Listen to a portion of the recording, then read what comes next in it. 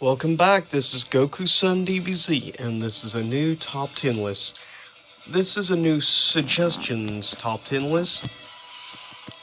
Last time I did one of these videos, it was for 10 games I recommend for collecting from the 6th generation consoles.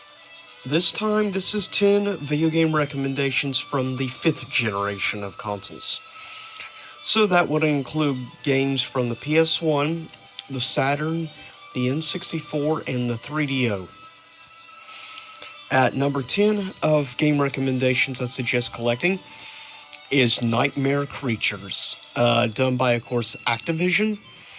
Nightmare Creatures was sort of like a hack and slash type game, I guess you could say, with horror aspects and elements to it. Now, Nightmare Creatures 2, personally, I never really liked the second game. Even though there's a lot of issues, still, this is a fun game if you like hack and slash, mindless type games. And I do appreciate some of the music elements and other things. And some of the creatures are creative, for the most part. And you can get this game very reasonable. I mean, I picked up this copy about 2 years ago for probably about $5. So needless to say, you can actually find a very reasonable price for Nightmare Creatures. If you're looking... Now, you can also pick this up on the N64. Nightmare Creatures 2 was released, I believe, on the Sega Dreamcast besides the PS1. But yeah, I recommend this one rather than the second one.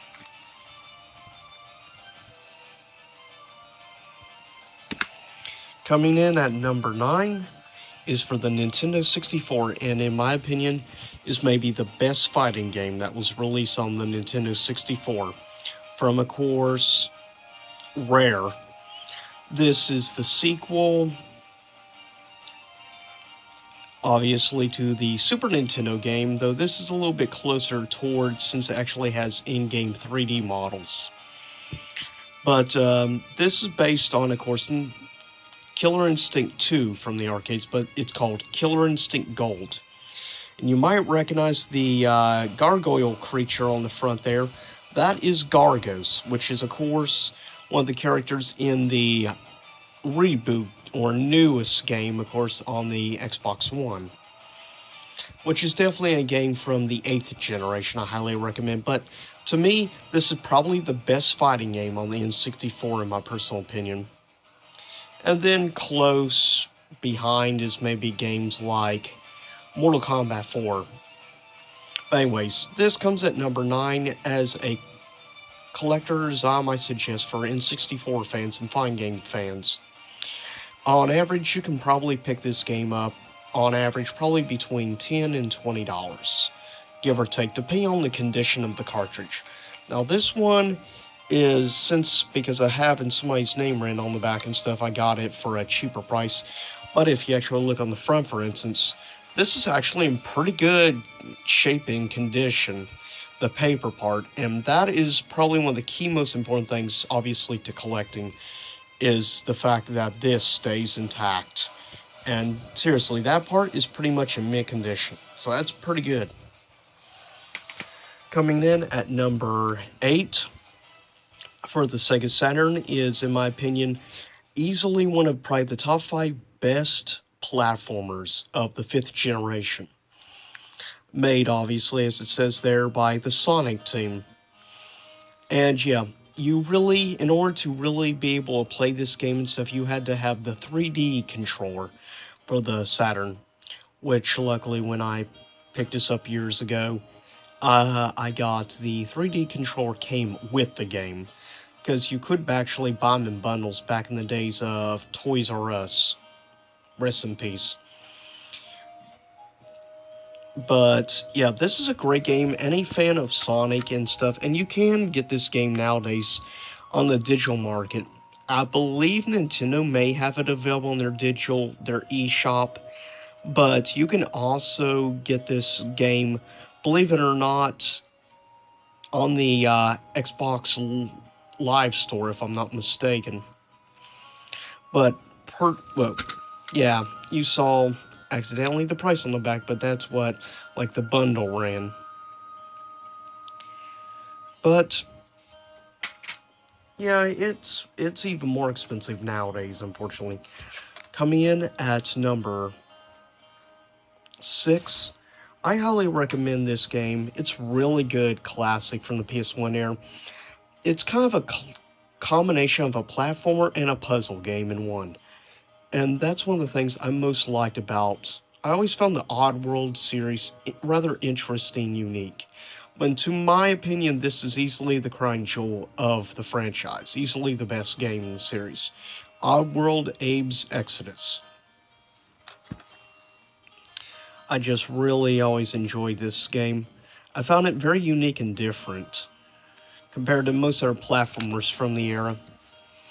But it's a lot of fun, and there is definitely challenge involved in it too. Coming in at number 6 is one easily in the probably top 3 best fighting games from the 5th generation. The Sega Saturn, since I had to get, obviously, this is a Japanese import game copy, because they never released this, I believe, on the American side, on the Saturn, if I'm not mistaken. The only American, I think, release of the game you could get your hands on was the crappy PlayStation 1 version, which was not good since you could not switch between characters. Where on this you could, and the load times were a lot faster thanks to the 4 megabyte RAM card through the Action Replay cartridge. But this is, in my opinion, easily one of the best of the crossover games. I personally like this more than X-Men vs. Street Fighter. And what's cool about having the Japanese version is the fact it gives you a bonus character and stuff in this ridiculous individual, which is a Japanese comedian. It's kind of funny. And I love the fact, when I got this, that it actually still has the original, Japanese ads and everything, which is kind of cool.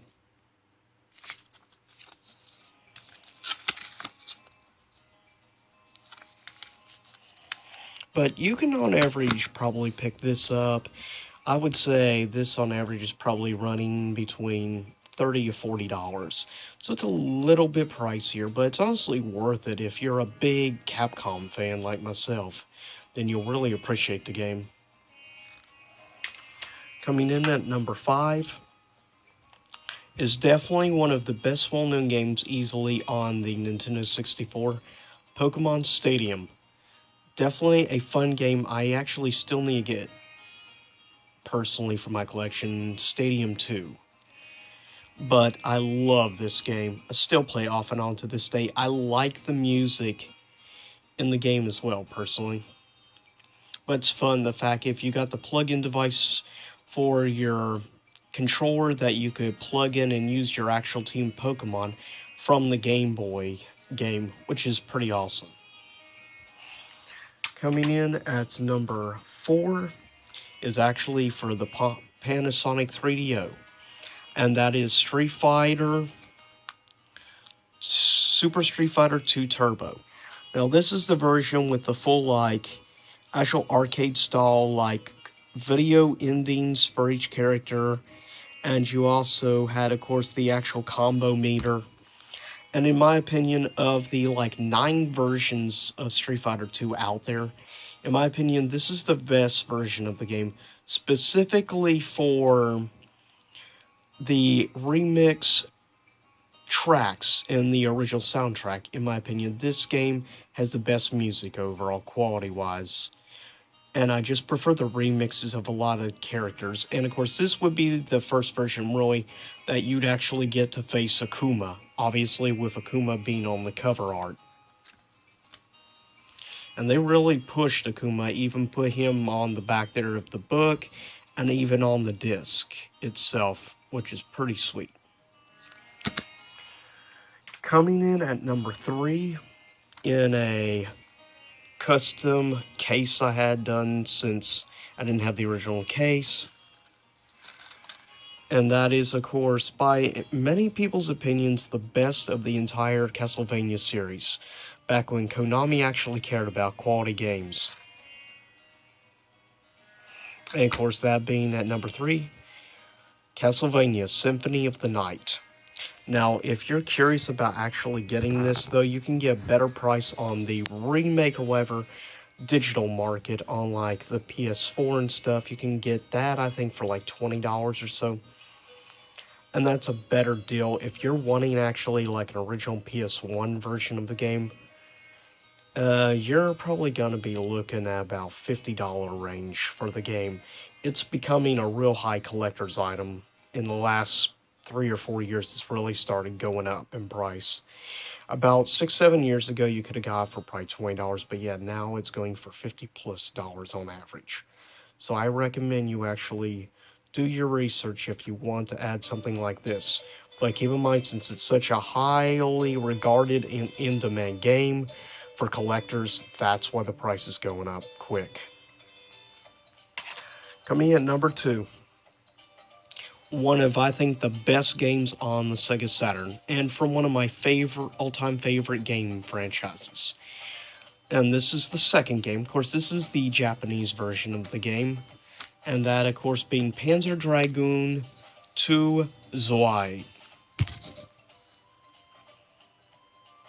Yeah, it won't open all the way because I had this glue to keep this little paper thing on.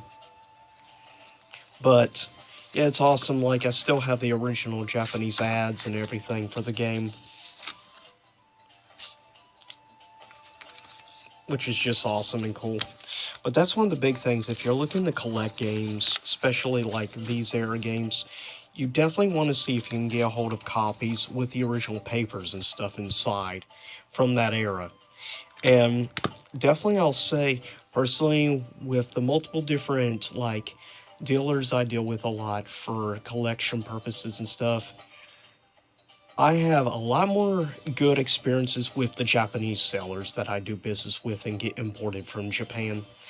They tend to do a lot better job giving you a much more well-done package, and usually most of the time it's always in mint condition, and they'll usually give you way better deals than you're going to get from a lot of American sellers.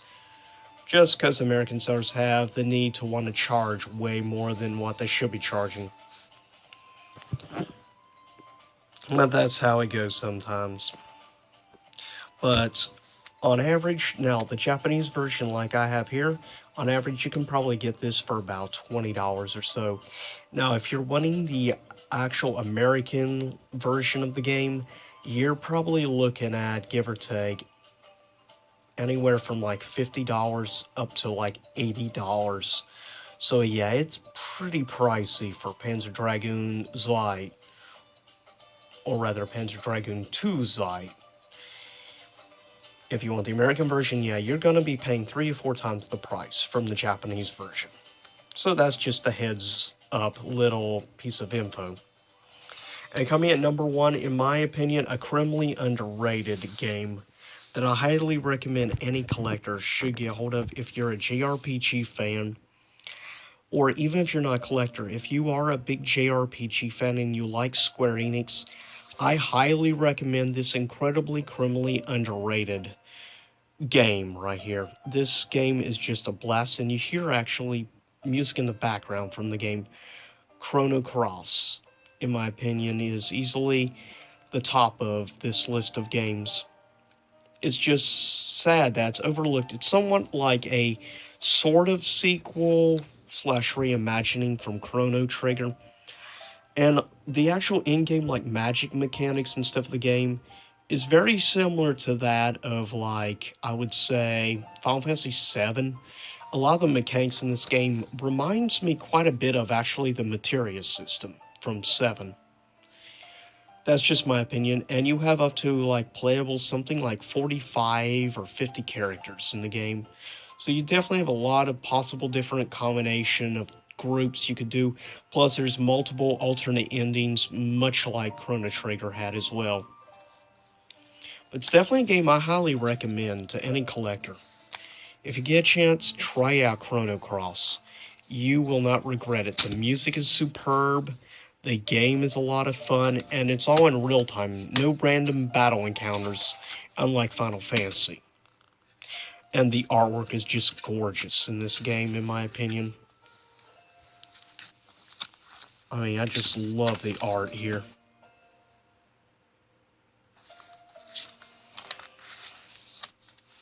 And yeah, remember the days back when they actually used to give you these like little booklet things with your games? Kind of miss that from modern days.